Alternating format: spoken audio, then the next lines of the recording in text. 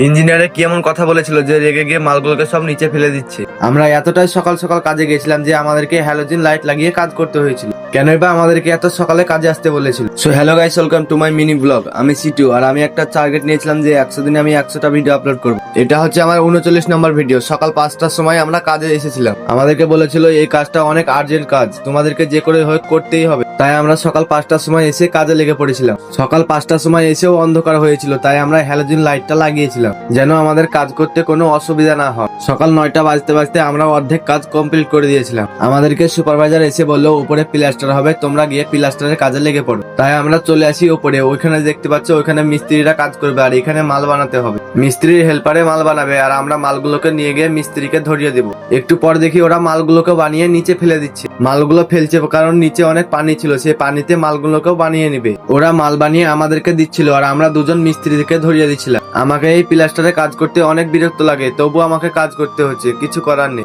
কিছুক্ষণ কাজ করার পর উপরে কাজটা হয়ে যায়, তাই আমি নিচে টাপ্পাতে দাঁড়িয়েছিলাম। আজকের ভিডিওটা এই পর্যন্তই, আবার দেখা হবে নেক্সট ভিডিওতে।